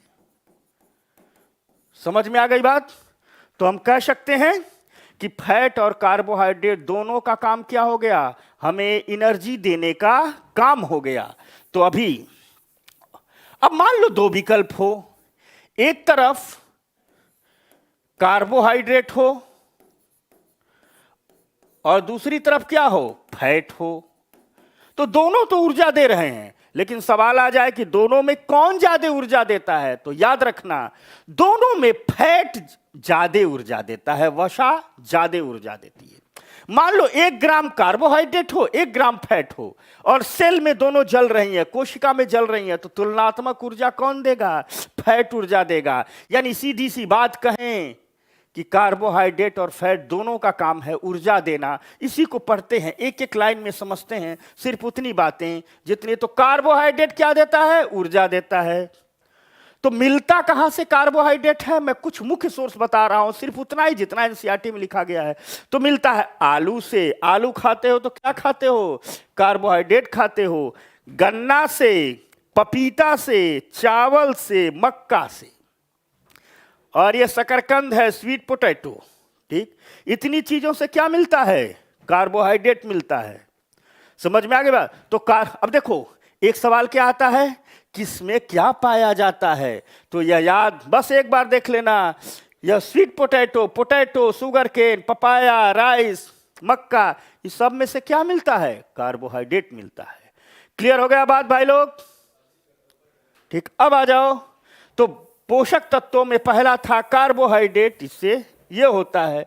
अगली बात वैसे है फैट। फैट की कहानी, इससे भी हमारे शरीर को क्या मिलती है, ऊर्जा मिलता है। इससे भी हमारे शरीर को क्या मिलती है, ऊर्जा मिलती है। और कार्बोहाइड्रेट की तुलना में फैट से क्या मिलती है, अधिक ऊर्जा मिलती है।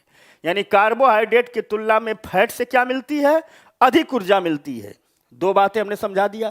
अब हमें जानना है कि यह फैट कहां से प्राप्त होता है। तो मूंगफली से हमें फैट प्राप्त होता है। तिल का तेल आप लोग इस्तेमाल करते होंगे, तिल के तेल से हमें फैट प्राप्त होता है। जब हम मीट खाते हैं, मांस खाते हैं, तुम लोगों में से बहुत लोग खाते हैं, उनसे फैट प्राप्त होता है। फिश, मछली से फैट प्राप्त होता है, अंडे से फैट प्राप्त होता है। ठीक, इन चीजों से फैट प्राप्त होता है। अगली बात, प्रोटीन। प्रोटीन शरीर की वृद्धि के लिए तथा स्वस्थ रखने के लिए। देखो, अब इसको थोड़ा बैक में जा रहा हूं, प्रोटीन की कहानी देखो, बहुत हल्के से बता रहा हूं। हमारा शरीर अगर देखा जाए मोटे तौर पर तो दो चीजों से मिलकर बना है। जो बॉडी है, मोटे तौर पर ढेर सारी चीजें हैं, बॉडी दो चीजों से मिलकर बना है। एक बोन, हड्डियां, और दूसरा मसल्स। मांसपेशियां, यही तो है। ठीक, मांसपेशियों, मोटे तौर पर हम कह रहे हैं, मांसपेशियों को बनाने का काम, मांसपेशियां अंतिम रूप से किससे बनती हैं, सेल से, कोशिका से। और सेल का जो ढांचा होता है यह बनता है प्रोटीन से। यानी प्रोटीन बनाएगा सेल, सेल से क्या बनेगी, मसल्स। एक बात तो यह हो गई। यानी इससे कोशिकाएं किससे बनती हैं, ठीक, प्रोटीन से, मसल से बनती हैं। समझ में आ गई बात। अब मान लो बच्चा छोटा सा जन्म लेता है, कोई छोटा बच्चा हो और वो बढ़ रहा हो, तो आमतौर पर करीब 18-19 साल तक उसकी लंबाई बढ़ती है। तो उसको भोजन में सबसे ज्यादा कौन सा पोषक तत्व जरूरी होगा? सबसे ज्यादा जरूरी होगा प्रोटीन। सबसे, इसलिए मिड डे मील में सरकार क्या कहती है कि प्रोटीन फिक्स होना चाहिए। ठीक, फूड सिक्योरिटी एक्ट, खाद्य सुरक्षा अधिनियम 2013 में संशोधन किया गया 2015 में। खाद्य सुरक्षा अधिनियम याद है आपको, इकोनॉमी में पढ़ाए थे। खाद्य सुरक्षा अधिनियम 2013, जिसमें क्या कहे थे कि प्रत्येक परिवार को हम राशन देंगे 1 रुपया किलो। लेकिन 2015 में संशोधन किया गया और कहा गया कि ऐसा राशन देंगे, ठीक, जो पौष्टिक हो। साथ साथ जब 2015 में संशोधन किया गया, बता चुके हैं, तो ये बात जोड़ी गई कि राशन तो देंगे ही, साथ साथ जो गरीब वर्ग की प्रेग्नेंट लेडीज हैं उनको अपनी प्रेगनेंसी के दौरान 6 महीने, यानी जब बच्चा पेट में है तब 6 महीने, और जब बच्चे का जन्म हो जाए 6 महीने जो दूध पिला रहे हैं यानी 1 साल, उस बच्चे को, उस मां को लोकल आंगनवाड़ी सेंटर पर पका पकाया भोजन मिलेगा, एप्रोप्रिएट मिलेगा, और उस भोजन की गुणवत्ता होनी चाहिए कि उसमें 20 ग्राम प्रोटीन अनिवार्य रूप से पर डे के भोजन में होना चाहिए। समझ में आ गई बात? उसमें प्रोटीन की मात्रा होनी चाहिए। क्यों होनी चाहिए? कि बच्चा मां के पेट में है तो बच्चे की सेल्स का निर्माण हो रहा है, तो किस, कहां से उसको पोषक तत्व तो कहां से मिल रहे हैं? मां से मिल रहे हैं। तो मां जब प्रोटीन नहीं खाएगी तो कहां से मिलेगा? बच्चा जब 6 महीने का हो रहा है तो उसको मां का दूध पी रहा है, तेजी से ग्रोथ हो रही है, उसमें भी प्रोटीन नहीं मिलेगा तो उसकी सेल्स नहीं बनेगी, मसल्स का विकास नहीं होगा। एवं उसी एक्ट में कहा गया है कि फिर बच्चे को, समझना सरकार क्या करती है अपने देश के नागरिकों, फिर कहा गया है कि 6 महीने तक दूध पिला रही है, 6 महीने बाद मां को भोजन मिलना बंद हो जाएगा। लोकल आंगनवाड़ी सेंटर में जब बच्चा 6 महीने का हो जाएगा तब से लेकर के 6 साल तक लोकल आंगनवाड़ी सेंटर में उसको पका पकाया भोजन दिया जाएगा, दलिया खिलाई जाएगी, वो बहुत पौष्टिक होती है। जो पंजीरी बटती है, दलिया बटती है, बहुत पौष्टिक होती है। तो दलिया क्यों खिला रहे हैं, पंजीरी क्यों खिला रहे हैं? ताकि उसको पर्याप्त मात्रा में प्रोटीन मिलता रहे, क्योंकि बच्चा जब ग्रोथ कर रहा है तो उसे प्रोटीन की जरूरत बहुत ज्यादा होती है। समझ? अब 6 साल का हो गया, 6 साल का जब बच्चा होगा तो कहां जाएगा? प्राइमरी स्कूल में पढ़ने। तो 6 बरस से लेकर 14 बरस तक वो प्राइमरी स्कूल में पढ़ेगा, तो वहां क्या खाएगा? मिड डे मील खाएगा। अरे बॉर्नवीटा और हॉर्लिक्स और दुनिया भर का जो तामझाम होता है, ठीक ना, वो तो अमीर लोग अपने बच्चों को खिलाते हैं। गरीब आदमी पेट कहां से? वो हार्लिक्स और बॉर्नवीटा और पता नहीं क्या क्या होता है, मैं नहीं जानता, वैसे चीजें ढेर सारी होती हैं, ठीक ना, ये सब चोचले भी हैं। मेन प्रोटीन वोटीन चावल आटा मूंगफली सोयाबीन में ही मिलता है, ठीक। वो तो हीरोइन प्रचार करने आती है, बच्चे को 1 चम्मच खिला देती है, वो दौड़ने लगता है, आप लोग आंख फाड़ फाड़ करके देखते रहते हो कि अच्छा ही तो तुरंत खाया, 1 चम्मच छलांग मार दिया। ऐसा कुछ होता नहीं है, वो विज्ञापन का अर्थव्यवस्था है, विज्ञापन का अर्थशास्त्र है, वो दूसरी बात है। फिर भी यानी सरकार कह रही है कि बच्चा जब से पेट में है, 6 महीने मां के पेट में, तब भी हम प्रोटीन खिलाएंगे। 6 महीने तक दूध पी रहा है तो मां को प्रोटीन खिलाएंगे। 6 महीने से 6 साल तक इसको आंगनबाड़ी में खिलाएंगे। 6 साल से लेकर 14 साल तक प्राइमरी स्कूल में खिलाएंगे। क्यों? क्योंकि इस समय प्रोटीन की उसे बहुत ज्यादा जरूरत होती है। जाहिर सी बात है, शरीर वृद्धि कर रहा है तो ढेर सारे मसल्स का निर्माण होगा, तो प्रोटीन चाहिए। एक बात तो ये हो गया, ठीक। दूसरी बात ये है, ठीक। अच्छा, कौन कर रहा पेन कलर चेंज करे? रीना कर रही है, कौन सा कलर चेंज कर ले? बता रीना, अपना फेवरेट कलर बता, ठीक। बताओ भाई, कलम का रेंज चेंज करिए तो कौन सा रेंज चेंज करे? रंग भी बता तू लोग। चल चेंज कर रहे हैं, ये ठीक रहेगा? ये सही है? दिख ही नहीं रहा।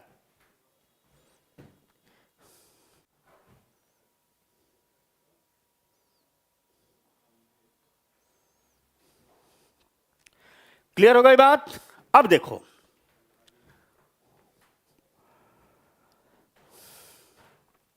तो एक तो ये प्रोटीन की जरूरत ये हो गई। दूसरी, अगर प्रोटीन की जरूरत की हम बात कर दिया, पीला नहीं दिख रहा है, यही ठीक है, ठीक।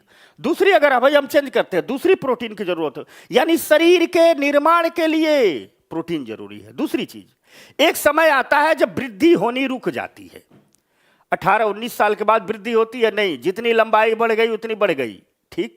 अब तुम लोगों में जो 20 साल 21 साल से ऊपर हो गए हैं, अब नहीं बढ़ेंगे, जितना बढ़ना था बढ़ लिए, ठीक। फिर कहोगे प्रोटीन की जरूरत खत्म होनी चाहिए? नहीं, इसलिए नहीं खत्म होनी चाहिए कि हमारा शरीर किससे बना है? सेल से बना है। इसको मिटाते हैं। हमारा शरीर किससे बना है? सेल से बना है। ठीक। और जितने भी प्रकार की कोशिकाएं हैं, याद रखना, चाहे ब्लड की कोशिका हो, चाहे मसल्स की कोशिका हो, जो हम ब्लड पढ़ाएंगे आएंगे। आ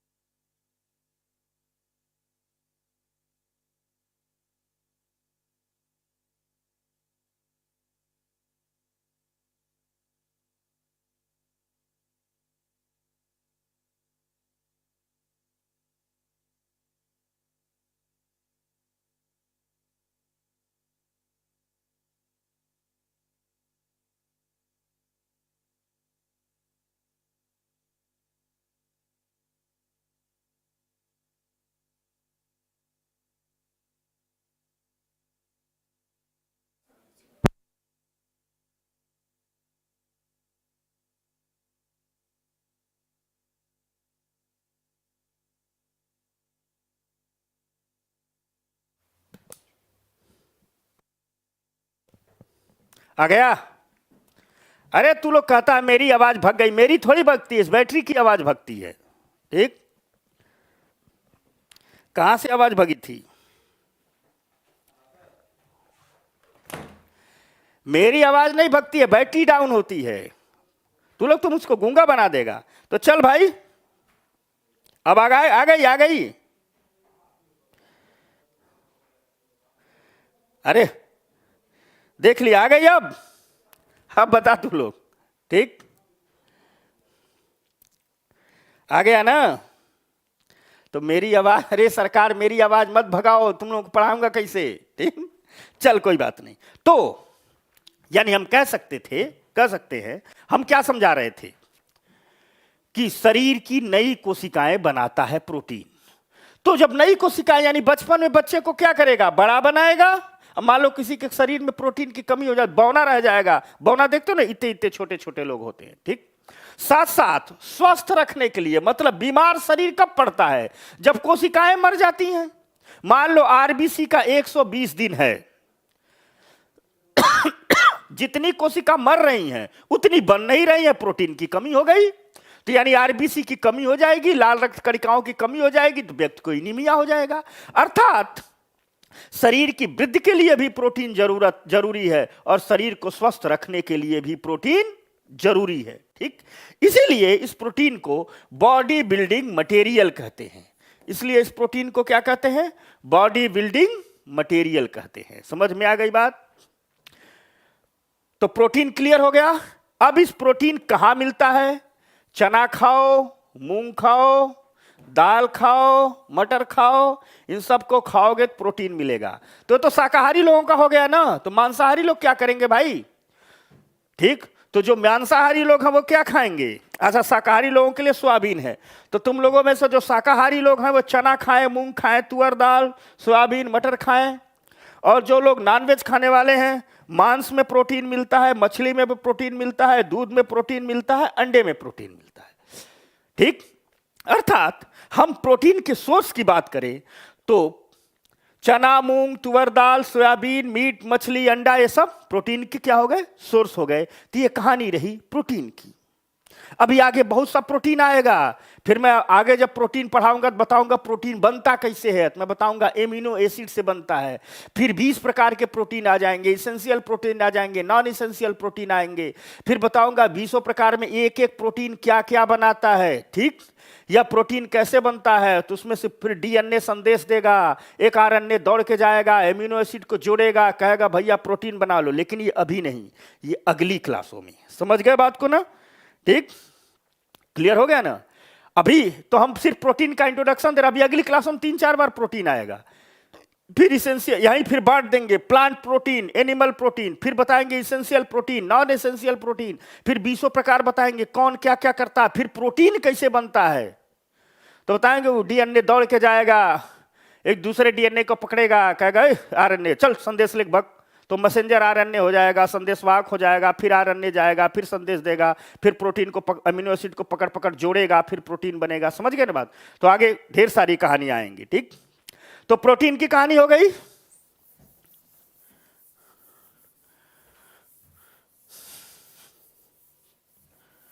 अब अगली कहानी, प्रोटीन हो गया। ठीक, तो इसलिए प्रोटीन को हम बॉडी बिल्डिंग मटेरियल कहते हैं। क्लियर हो गई बात? अब अगली बात, विटामिन। विटामिन क्या करता है भाई? तो विटामिन हमारे, अच्छा देखो, कोरोना आया था तो सारे लोग क्या कह रहे थे? व्हाट्सएप, यूनिवर्सिटी में, फेसबुक पर तो सब डॉक्टर बन गए थे, क्योंकि कोई काम धंधा था नहीं लॉकडाउन में। तो सब लोग क्या कहते थे? शरीर की प्रतिरोधक क्षमता को मजबूत किया जाए, इम्यून सिस्टम को मजबूत किया जाए, कहते थे ना।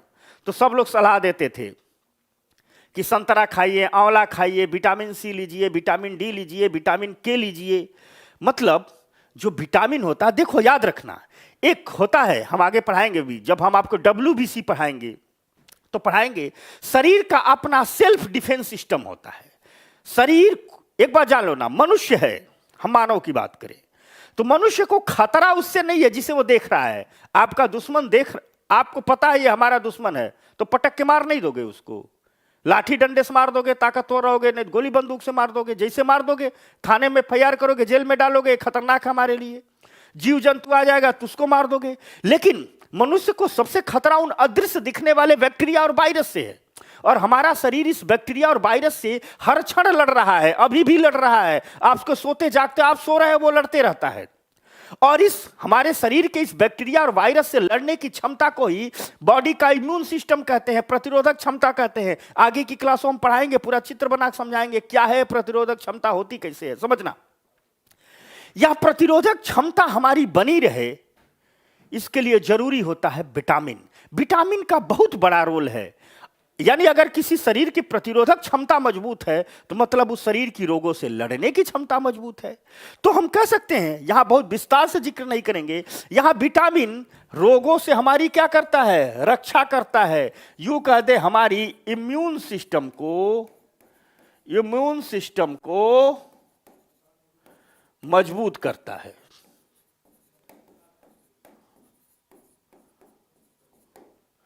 इम्यून सिस्टम को क्या करता है? मजबूत करता है, रोगों से हमारी रक्षा करता है। तो विटामिन का पहला काम क्या हो गया? रोगों से रक्षा करना। ठीक, कुछ अंगों के लिए तो इतना जरूरी है, जैसे हमारी आंख के लिए बहुत जरूरी है, हमारी अस्थियों के लिए, हमारे दांत को, हमारे मसूड़ों को स्वस्थ रखने के लिए विटामिन बहुत जरूरी है। ठीक, क्लियर हो गया। अब यह विटामिन कई प्रकार का होता है, विटामिन को नाम दिया गया है। ठीक, जैसे कुछ को विटामिन ए कहा गया है, कुछ को विटामिन बी कहा गया है, कुछ को सी कहा गया है, कुछ को डी कहा गया है, कुछ को ई कहा गया है, कुछ को के कहा गया है। इतने ही प्रकार के विटामिन होते हैं, A B C D E के। ठीक, अब इसमें जो बी होता है यह कई प्रकार का होता है। B1 भी होता है, B2 भी होता है, B3 भी होता है, B5 भी होता है, B6 भी होता है, B7 भी होता है, B9 भी होता है, B12 भी होता है। तो B के ढेर सारे प्रकार है, इसलिए इन सबको मिला करके, इन्हीं सबको मिला करके कह दिया जाता है B को B कॉम्प्लेक्स। आपको कब कोई बीमारी होती है तो डॉक्टर B कॉम्प्लेक्स लिखता है, यानी बी कॉम्प्लेक्स में बी के सभी प्रकार के विटामिन आ जाते हैं। अर्थात हम कह सकते हैं कि ए, बी कॉम्प्लेक्स, सी, डी, ई और के इतने प्रकार के विटामिन होते हैं। आगे की कक्षा में फिर इसको बताएंगे, फैट सॉल्युबल कौन है, वाटर सॉल्युबल कौन है, खैर छोड़ो। यहां सिर्फ इतनी बात करते हैं कि विटामिन का पहला काम रोगों से हमारे शरीर की रक्षा करना। कितने प्रकार का होता है, ए, बी कॉम्प्लेक्स, सी, डी, ई और के। अगली बात, यही बात, विटामिन बी के कई प्रकार होते हैं, इसलिए विटामिन बी को सम्मिलित रूप से क्या कहते हैं, विटामिन बी कॉम्प्लेक्स कहते हैं। तो यह रहा हल्का सा परिचय विटामिन का। अब अगली बात, ठीक, एक एक विटामिन के बारे में हल्की हल्की बातें, बस यही क्लास को खत्म कर रहे हैं। रोज याद रखना, 6ठी से 8वीं तक, 6ठी, 7वीं और 8वीं, ये 3 एनसीईआरटी रोज हम 2-2 चैप्टर करेंगे। ठीक, 9वीं में जब आएंगे तो रोज 1-1 चैप्टर करेंगे। समझ में आ गई बात, क्लियर हो गया भाई लोग। तो 6ठी, जैसे कल हम आपको बताएंगे, 6ठी में चैप्टर नंबर 3 फाइबर है और उसके बाद कंपोनेंट है। तो 6ठी, 7वीं और 8वीं, ये 3 क्लास की एनसीईआरटी रोज 2-2 चैप्टर करेंगे ताकि जल्दी खत्म हो जाएगी। 9वीं और 10वीं बड़ी है, 12वीं बड़ी है, तो रोज 1-1 चैप्टर करेंगे। ठीक, क्लियर हो गया। तो अब आ जाओ विटामिन ए। एक एक काम, यह हमारी त्वचा के लिए और हमारी आंखों के लिए बहुत जरूरी है। त्वचा में शाइनिंग आए इसलिए बहुत क्रीम व्रीम लगाने की जरूरत नहीं है, विटामिन ए वाला चीज खाओ, गाजर खाओ। ठीक, आंखों में रतौंधी की बीमारी होती है, कम दिखता है, अंधेरे में कुछ नहीं दिखता, वो किस लिए होता है, विटामिन ए से। तो यानी हम बीमारियों के बारे में नहीं पढ़ेंगे, अगली क्लास में पढ़ेंगे, हम सिंपल बात जान रहे हैं। यानी विटामिन ए पूरे शरीर के लिए जरूरी है, लेकिन सबसे ज्यादा जरूरी किसके लिए है, स्किन के लिए, आई के लिए। मिलता कहां से है, आम में मिलता है, दूध में मिलता है, मछली के तेल में मिलता है, गाजर और पपीते में मिलता है। ठीक, गाजर और पपीते में मिलता है। ठीक, जब जेनेटिक्स पढ़ाएंगे तो बताएंगे, एक गोल्डन राइस होता है, गाजर में, अब मान लो गाजर में विटामिन ए मिल रहा है, तो गाजर में विटामिन ए बनाने वाला कोई जीन होगा, तो वैज्ञानिकों ने क्या किया, गाजर वाला जीन निकाल करके चावल में डाल दिया। तो यानी अब ऐसा चावल भी आ गया जो विटामिन ए बनाने लग रहा है। तो वो जो चावल खाएगा उसको विटामिन ए मिल जाएगा, उसे कहा गया गोल्डन राइस। ठीक, हम बताएंगे आपको आगे क्लास में जेनेटिकली मॉडिफाइड क्रॉप्स, तो उसमें यही सब बताएंगे, गाजर वाला निकाल के चावल में डाल दिए। ठीक, तो गोल्डन राइस बन गया।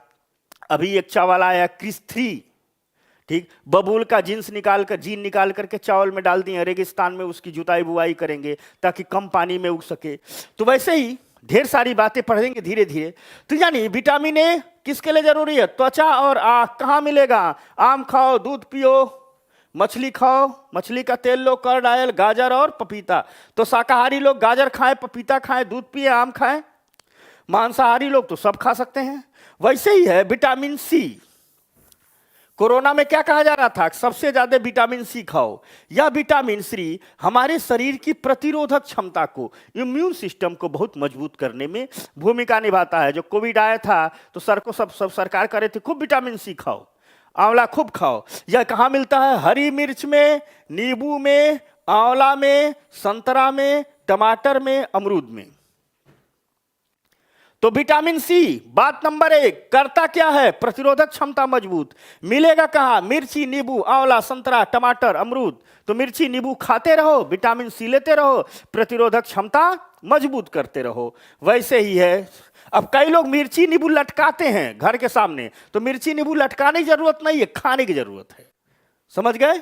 वैसे है विटामिन डी, यह हमारी बोन के लिए बहुत जरूरी होता है। ठीक, क्यों जरूरी होता है? देखो, बोन दो चीजों, बोन के लिए क्या चाहिए? हड्डियां किससे बनती हैं? कैल्शियम से। हम दूध पिए, गया पेट में, दूध में क्या है? कैल्शियम। दूध का क्या हुआ? डाइजेशन हो गया।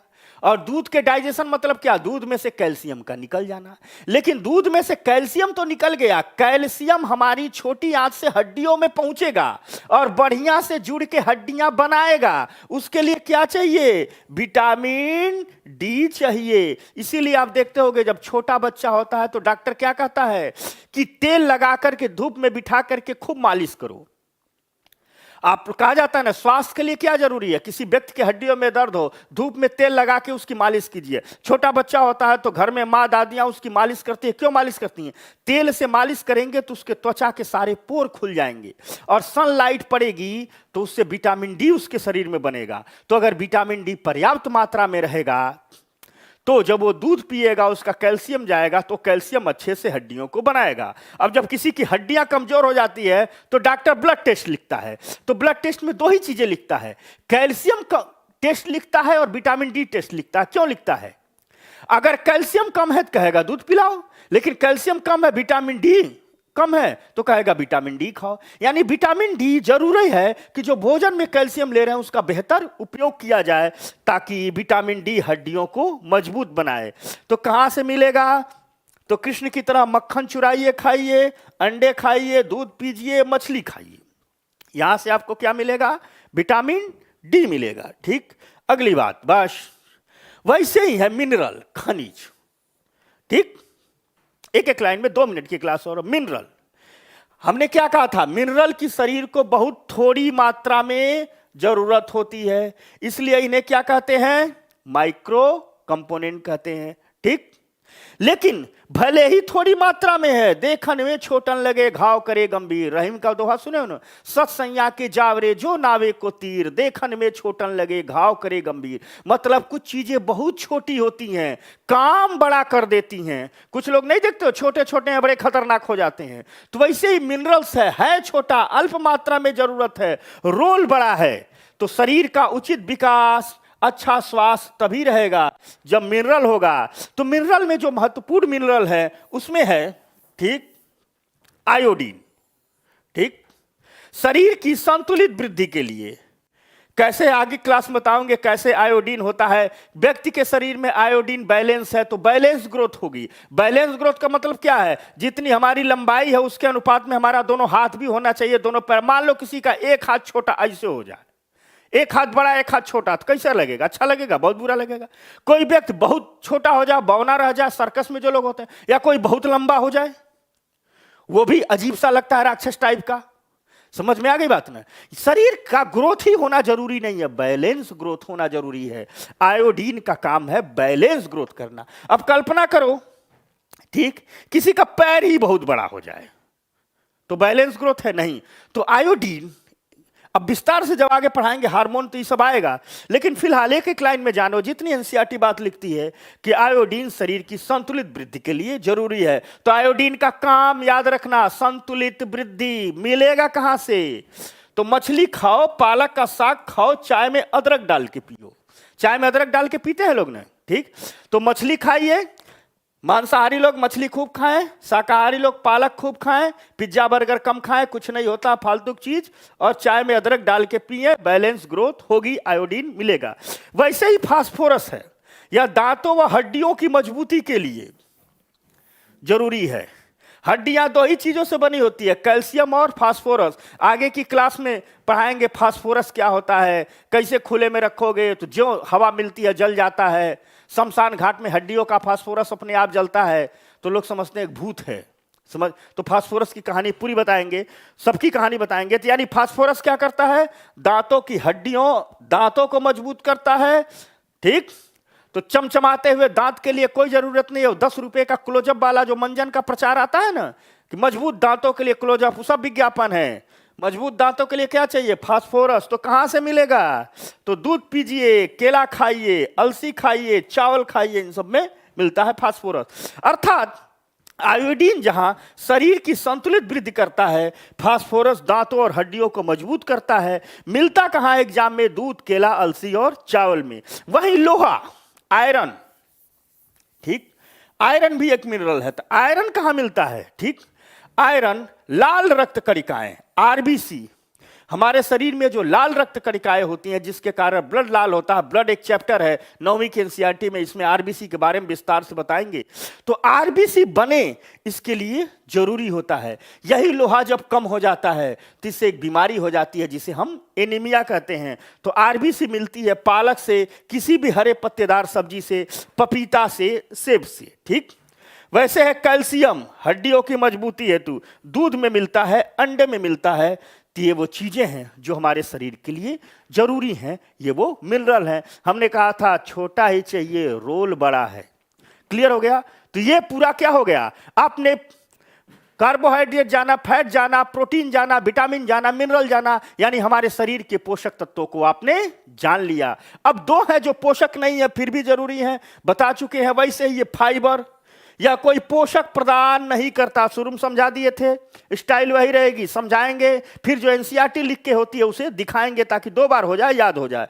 पोषक प्रदान तो नहीं करता लेकिन बिना पचे भोजन को बाहर निकालता है। ठीक, फाइबर ऐसे हैं जो मांस खाने वालों को नहीं मिलते हैं क्योंकि इनकी पूर्ति सिर्फ पादप पदार्थों से होती है, अर्थात फल से होगी, हरी पत्तेदार सब्जियों से होगी, पौधों से ही फाइबर की पूर्ति होगी। तो फाइबर भी खाते रहिए, पेट साफ रहता है। समझ में आ गई बात? अर्थात फाइबर के बारे में 3 बातें, पोषक तत्वों में नहीं गिना जाता है, बात नंबर 1। दूसरा, यह बिना काम क्या करता है? बिना पचे भोजन को बाहर निकालता है। मिलता कहां से है? सिर्फ पौधों के प्रोडक्ट में ही यह पाया जाता है। वैसे ही तो ये रहा, और जल के बारे में हम समझा ही दिए थे। क्लियर हो गई बात? तो इतनी बातें हैं एनसीईआरटी क्लास 6, ठीक, कि 2 चैप्टर आज हमने कंप्लीट किया। 1 सेकंड में एक बात और, लास्ट टॉपिक लिखता है एनसीईआरटी 1 मिनट का है कि डिफिशियंसी डिजीज। ठीक, कहा जाता है कि यह जितने पोषक तत्व हैं, सुनना मेरी बात को ध्यान से, जितने भी पोषक तत्व हैं, यानी फैट हो, प्रोटीन हो, विटामिन हो, मिनरल हो, इनमें से कोई भी पोषक तत्व अगर लंबे समय तक शरीर में अनुपस्थित रहता है तो वह शरीर कई गंभीर बीमारियों का शिकार हो जाता है। अब जब शरीर किसी ऐसी बीमारी का, जब पोषक तत्वों के अभाव से बीमारी का शिकार होता है तो ऐसी बीमारियों को डिफिशियंसी डिजीज कहते हैं, अभावजन्य रोग कहते हैं। जैसे अर्थात रोग में एक प्रकार है अभावजन्य रोग। तो जब भी सवाल आया है कि अभावजन्य रोग कौन है, तो जो पोषक पदार्थों की कमी से होते हैं। जैसे यही हम कह रहे हैं कि लंबे समय तक शरीर में जब पोषक तत्वों का अभाव होता है तो क्या बन के निकलते हैं? अभावजन्य रोग। जैसे प्रोटीन लंबे समय तक कमी रहे तो शरीर की वृद्धि क्या हो जाएगी? अवरुद्ध हो जाएगी, चेहरे पर सूजन आ जाएगी, बाल उड़ने लगेंगे, गिरने लगेंगे, बौना रह जाएगा, बहुत लंबा हो जाएगा। ठीक, वैसे ही एक एग्जाम्पल, प्रोटीन और कार्बोहाइड्रेट दोनों लंबे समय तक अनुपस्थित रहे तो शरीर का विकास ही रुक जाता है। तो अर्थात यहां सिर्फ अभावजन्य रोगों के बारे में एनसीईआरटी परिचय दे रहा था। तो दोस्तों, बात नंबर 1, 3 बातें करनी आपसे। अभी 1 सेकेंड और जुड़ जाइए कि 6ठी से एनसीईआरटी हमने शुरू किया।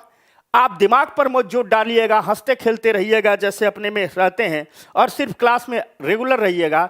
एक एक क्रम करके मैं हंसते खेलते आपको समझा दूंगा, ठीक, क्योंकि उतनी ही बात करेंगे जितनी एनसीईआरटी कहती है। भागेंगे नहीं, हड़बड़ाहट नहीं है, जल्दी में है। साइंस अब घर पर मत पढ़ना, सिर्फ मेरी क्लास में पढ़ना, यही याद करना, कोई जरूरत नहीं घर पर पढ़ने की। ठीक, आप लोगों को साइंस सिखाने की मेरी गारंटी है, मुझसे जुड़े रहिए, साइंस सीख लेंगे। क्लियर हो गई बात? जैसे इकोनॉमी सीख लिए ना, साइंस भी सीख लेंगे।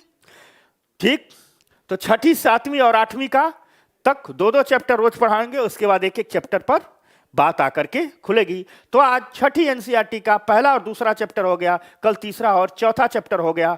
और साथ साथ जो मेरे पुराने विद्यार्थी हैं, ठीक, जो लोग पढ़ रहे हैं, ठीक, रेगुलर आते रहिए, पढ़ते रहिए, और जो भी हमारी ये क्लास आए इसको ज्यादा से ज्यादा अपने दोस्तों मित्रों में शेयर करते रहिए। ठीक, लाइक करते रहिए, सब्सक्राइब करते रहिए, ताकि ढेर सारे लोग आपके साथ भी जो हमारी निर्माण आईएएस की पहल है बेहतर एजुकेशन का, इसके लाभ ले सकें, हिस्सेदार बन गए और तुम लोग ढेर सारे आओगे, आपस में बात करते हो तो मेरा भी मनोबल बढ़ता है खूब बढ़िया पढ़ाने का।